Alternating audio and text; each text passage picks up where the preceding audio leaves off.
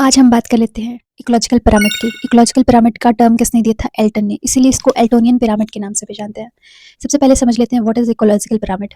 देखिए, एक graphical representation होता है जो रिलेशनशिप शो करता है between different organism at different trophic level. तो ट्रॉफिक लेवल मैंने आपको प्रीवियस शॉर्ट में पढ़ाया था, ठीक है। ऐसे ग्राफिकल रिप्रेजेंटेशन होता है आपका। सबसे पहले नीचे कौन सा होगा आपका ऑर्गेनिज्म? प्रोड्यूसर्स होंगे, प्रोड्यूसर्स को खाने वाले आपके प्राइमरी कंज्यूमर, फिर सेकेंडरी कंज्यूमर, फिर टर्शियरी कंज्यूमर, फिर टॉप कंज्यूमर। सो ऐसे डिफरेंट ट्रॉफिक लेवल का जो ये ग्राफ बनता है आपका, ठीक है, उसी को हम क्या कहते हैं? पिरामिड, ठीक है, इकोलॉजिकल पिरामिड। अब पिरामिड जो होते हैं वो 3 टाइप के हो सकते हैं आपके। फर्स्ट है आपका pyramid of biomass, pyramid of number, pyramid of energy. तो 3 टाइप के आपके पिरामिड हो सकते हैं इकोसिस्टम में। तो आज हम पढ़ लेते हैं पिरामिड ऑफ नंबर के बारे में मेनली। तो पिरामिड ऑफ नंबर को देख लेते हैं। ये भी 3 तरह के ग्राफिकल रिप्रेजेंटेशन बनाते हैं। फर्स्टली आपका होता है अपराइट, फिर होता है आपका स्पिंडल शेप का, फिर आपका होता है थर्ड इन्वर्टेड शेप का। तो सबसे पहले हम ग्रासलैंड जो होता है, डायग्राम से समझिए आप, ठीक है। तो ये डायग्राम है आपका ग्रासलैंड इकोसिस्टम का, जिसमें सबसे नीचे क्या है आपका?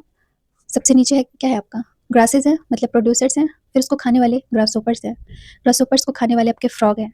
फ्रॉग को खाने वाला आपका स्नेक है। स्नेक को खाने वाला वर्ल्चर हो सकता है, ठीक है। तो ये जो है आपका एक ग्रासलैंड इकोसिस्टम है। अब देखिए यहाँ पे नंबर सबसे ज़्यादा किसके हैं? प्रोड्यूसर्स के, ग्रासेस के नंबर सबसे ज़्यादा है। तो यहाँ पे पिरामिड क्या होगा? हमेशा अपराइट बनेगा। अपराइट मतलब जो टॉप पे है उसकी साइज, उसका नंबर कितना होगा? कम होगा, और जो सबसे नीचे है उसका नंबर ज़्यादा है, ठीक है। तो ये अपराइट पोजीशन में है। फिर आपका एक इन्वर्टेड बनता है डायग्राम में। ट्री इकोसिस्टम का एग्जांपल ले लेते हैं। जैसे मैंने आपको पैरासिटिक ग्रेजिंग फूड चेन बताया था कि सबसे कम ट्री है ट्री इकोसिस्टम में, उसको उसके ऊपर रहने वाले बर्ड्स की क्वांटिटी क्या होगी? ज़्यादा होगी, नंबर में ज़्यादा होंगे वो। फिर बर्ड्स के ऊपर पैरासाइट्स होंगे, पैरासाइट्स के ऊपर डिकम्पोजर्स होंगे।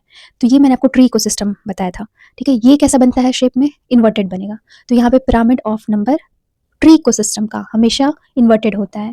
तो ये दिमाग में रखिएगा, बहुत इंपॉर्टेंट है, हमेशा पूछता है। एक बहुत इंपॉर्टेंट है स्पिंडल शेप, भी कभी कभी आपसे पूछ देता है। तो स्पिंडल शेप आपने कभी देखा है? स्पिंडल कभी देखा है? दोनों टाइप, मतलब बीच में थिक होगा और दोनों कॉर्नर साइड जो होगी वो पतली होगी, ठीक है। तो ये स्पिंडल शेप है, मैंने आपको स्पिंडल शेप दिखा दिया है। तो इसमें एग्जाम्पल आप ले लो फॉरेस्ट इकोसिस्टम का स्पिंडल शेप में। सबसे नीचे आपके ट्रीज होंगे जिनका नंबर कम होगा। फिर उसको खाने वाले हर्बीवोर्स जो होंगे वो बहुत ज़्यादा होंगे। फिर उससे ऊपर जो कार्निवोर्स हैं वो फिर कम हो जाएंगे। तो ये स्पिंडल शेप बनाता है। ट्रीज की क्वांटिटी कम है एंड कार्निवोर्स की क्वांटिटी कम है, लेकिन हर्बीवोर्स यहाँ पे बहुत ज़्यादा है। तो ये स्पिंडल शेप आपका कहाँ बनता है? पिरामिड ऑफ नंबर में। तो ये भी आपसे क्वेश्चन पूछ लेता है कभी कभी। तो नेक्स्ट लेक्चर में, नेक्स्ट शॉर्ट में हम पढ़ेंगे पिरामिड ऑफ बायोमास के बारे में। तो ऐसी ही शॉर्ट वीडियो के लिए मिलते हैं नेक्स्ट वीडियो में। Thank you.